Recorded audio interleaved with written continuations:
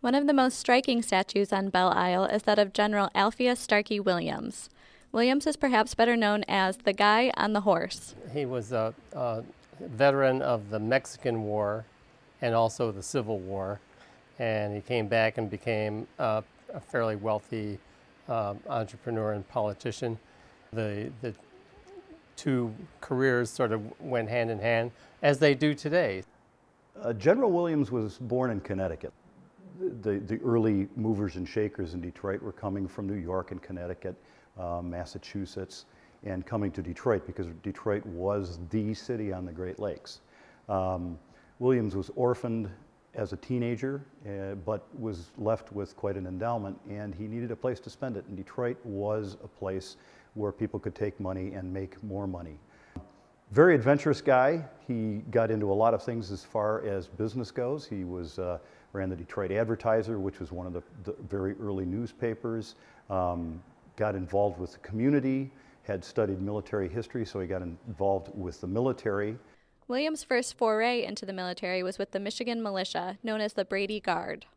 Come the Civil War, he was immediately promoted to a brigadier general and led armies for 3 years during the Civil War.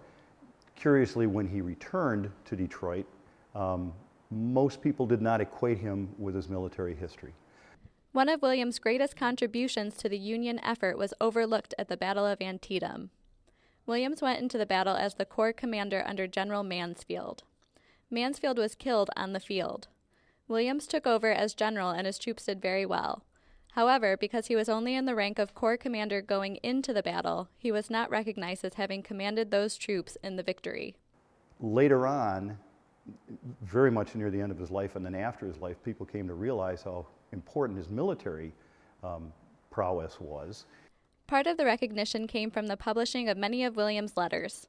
He had written the letters to his daughter Irene during his time in the Civil War. Wayne State University Press published them as a book called From the Cannon's Mouth in 1959. Williams's letters, many historians are looking to them for many information about battles that the official records don't say. And so Williams has gotten much more recognition since 1959 with the publication of those letters. And the letters stand out as some of the best because he was well educated and he was literally an excellent writer. The letters, besides being eloquent, spoke volumes about Williams' character. He was a kind and loving father. He cared for his troops. He conveyed that. He hated to lose his troops, and he knew he was going to lose troops, but he was always sympathetic. And his soldiers called him Pap Williams. He was a short guy. He was short and stocky, but he was tough. He was tough as nails. After retiring from military service, Williams acted as the ambassador to El Salvador and served in Congress. So he was ready to head back for Detroit after he left office, but he had a stroke, literally in the halls of Congress. And he's one of the few congressmen who actually died in the halls of Congress, ultimately. Williams died at his desk in 1878. During his life, Williams was also involved in veterans affairs. One veterans organization in particular was the Military Order of the Loyal Legion of the United States. That organization is the organization that ultimately paid for the statue on Belle Isle of General Williams. General Williams is immortalized in bronze by sculptor Henry Merwin Schrady.